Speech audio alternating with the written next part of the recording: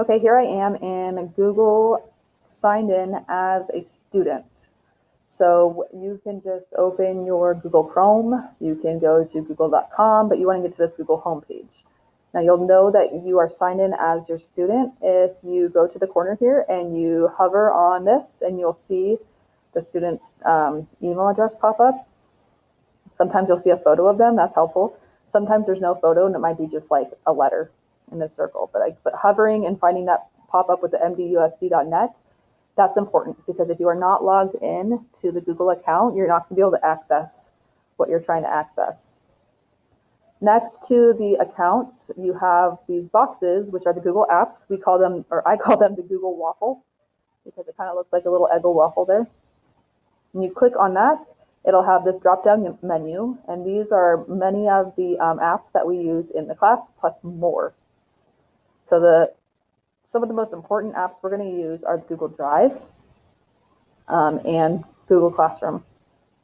So the Google Drive is where students will find anything and everything that they create in a Google application. So anything they make in a Google Doc, a Google Drawing, slides, will always show up in their Drive somewhere. And this also includes any work that's assigned to them in their classroom. So if you feel like something's missing, you can search through that Drive. To interact with our classroom teachers, students are going to be using the Google Classroom. And your student should have access to 4 Google Classrooms, plus they might still be involved in a previous Google Classroom like this one. But for 4th grade, there should be a math class, a science social studies class, a writing class, and then a homeroom class. Homeroom/reading class also. One thing you'll notice when I'm in this screen is that I've got some due today, due Friday, got some things that are due. And when I click on those, it'll take me straight to those. So one way to check to see what your child has due in their class would be to just go to this screen and look here. Another thing you could do is you could click on this to-do list, which is very handy. And it'll take me to some things that are due.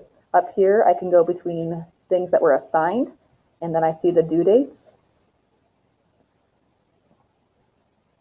Assignments that might be missing, that weren't turned in. Now this student's doing a great job, no missing work. And then even assignments that are done and turned in, including a score. So I can toggle between these and drop down those. I can see what my child turned in early. I can see what was done this week, what was done last week, what was done previously to that. So there's a whole way to, great ways for your child to keep track of their assignments and for you to kind of check up on them. So going back to assigned, I see that there's a couple of things assigned. If not all of them show up, you could click View All. If there's an assignment that's due next week or later on, you could even toggle between those. To get back to that first screen I showed you, we'd go to these 3 bars right here, take us back to the main menu. I could also use those 3 bars to go directly into one of the classes I'm enrolled in.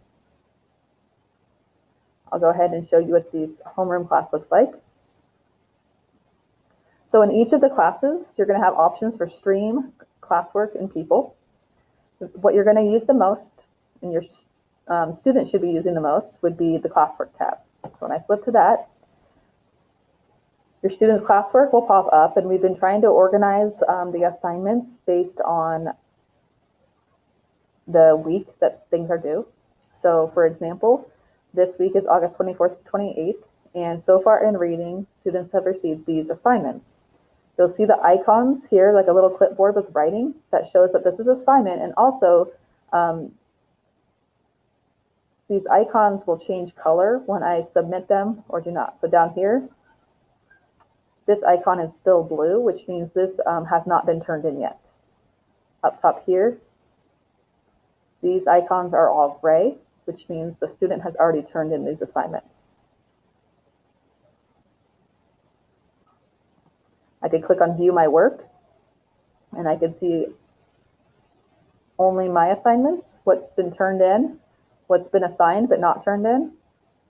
And if I've turned it in and it's been handed back to me, I'll even see my score.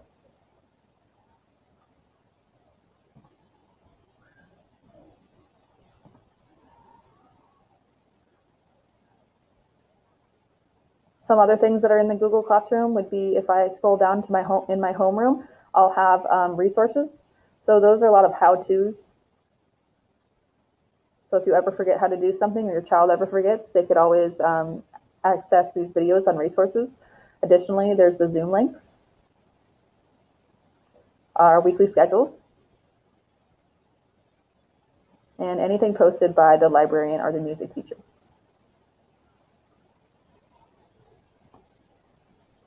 If I were to navigate to another classroom, they're set up exactly the same. I'd go to classwork. I'd be able to see what I have not turned in and what I have turned in, because if I've turned it in, it will be gray versus a color. And if I see a little box like this, that means there has been a comment, probably from the teacher. So if you see one of these pop up, maybe your teacher asked you to redo something or asked you to do something different on the assignment. So you'd want to click on that and see those comments. Up top, I'll just show you what it looks like when I do people. This shows you your teachers. So if you want to email your teachers, you can email them quickly through this. Also shows all the other fourth graders that are enrolled, which is a lot in this classroom.